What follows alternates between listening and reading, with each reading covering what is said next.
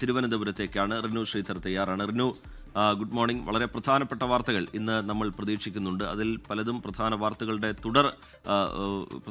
Follow അപ്പുകളാണ്. Antony Raju കുറ്റക്കാരനാണെന്ന് കണ്ടെത്തിയതിന് പിന്നാലെ, ശിക്ഷ വിധിച്ചതിന് പിന്നാലെ തൊണ്ടി മുതൽ തിരിമറി കേസിൽ അപ്പീൽ നൽകാനുള്ള നീക്കം ആന്റണി രാജുവിന്റെ ഭാഗത്തുനിന്നുണ്ടാവുന്നു. അതുപോലെ രാഹുൽ മാങ്കൂട്ടത്തിനെതിരെ ഒരു പുതിയ പരാതി കൂടി വന്നിട്ടുണ്ട്, അതിജീവിതയുടെ ഭർത്താവിൻ്റേത്. അതിൽ തുടർ നടപടികൾ ഏത് തരത്തിലായിരിക്കും? ഇതുൾപ്പെടെ ഇന്ന് തെക്കൻ കേരളത്തിൽ നിന്ന് പ്രത്യേകിച്ച് തിരുവനന്തപുരം കേന്ദ്രീകരിച്ച് പ്രതീക്ഷിക്കേണ്ട വാർത്തകൾ എങ്ങനെ അറിയുന്നു? Good morning Rajith. എന്തായാലും വാർത്താ തിരക്കുള്ള ദിനം തന്നെയായിരിക്കും ഇന്ന് എന്നുള്ളതിൽ യാതൊരുവിധ സംശയമില്ല. ഏറ്റവും പ്രധാനം ആന്റണി രാജുവിന് എതിരായിട്ടുള്ള തൊണ്ടി മുതൽ കേസിലെ വിധി വന്നു.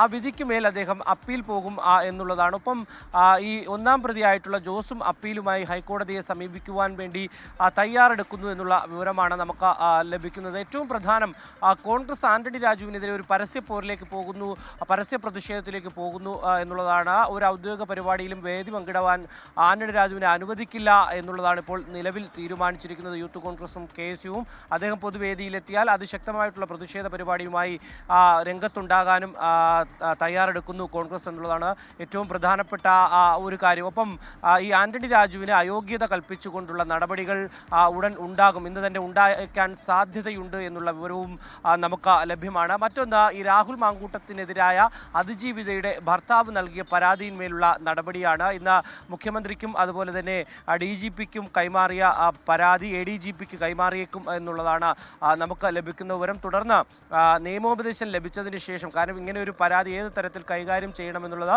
നിയമോപദേശം ലഭിച്ചതിന് ശേഷം നിലവിൽ അന്വേഷിക്കുന്ന രാഹുൽ മാങ്കൂട്ടത്തിനെതിരെ 2 കേസുണ്ട്.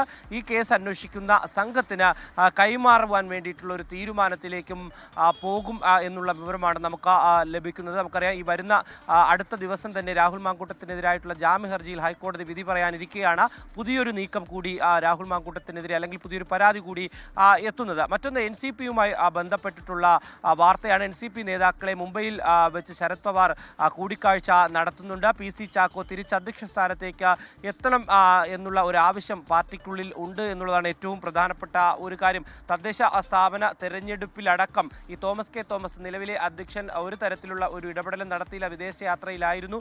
ഇത് വലിയ രീതിയിലുള്ള തിരിച്ചടി പാർട്ടിക്കുണ്ടാക്കി എന്നുള്ളൊരു വിലയിരുത്തലുണ്ട്. അതുകൊണ്ട് തന്നെ PC ചാക്കോ തിരിച്ച് ഈ പാർട്ടി സ്ഥാനത്തേക്ക് എത്തണം, അല്ലെങ്കിൽ അധ്യക്ഷ സ്ഥാനത്തേക്ക് എത്തണം എന്നുള്ള ഒരു ആവശ്യം കൂടി പാർട്ടിക്കുള്ളിലുണ്ട്. അതിലൊരു തീരുമാനം ഉണ്ടായേക്കും എന്നുള്ളതാണ്. ഇത്തരത്തിൽ നിരവധി വാർത്തകൾ ഇന്ന് ഉണ്ട്. അർജിത, ലോകത്തെവിടെയായാലും ഏത് സമയത്തും 24 വാർത്തകളും ഓഗ്മെന്റഡ് റിയാലിറ്റി പാക്കേജുകളും എക്സ്പ്ലെയിനറുകളും വിശദമായി കാണാൻ ഞങ്ങളുടെ YouTube ചാനൽ നിങ്ങൾക്ക് സബ്സ്ക്രൈബ് ചെയ്യാം.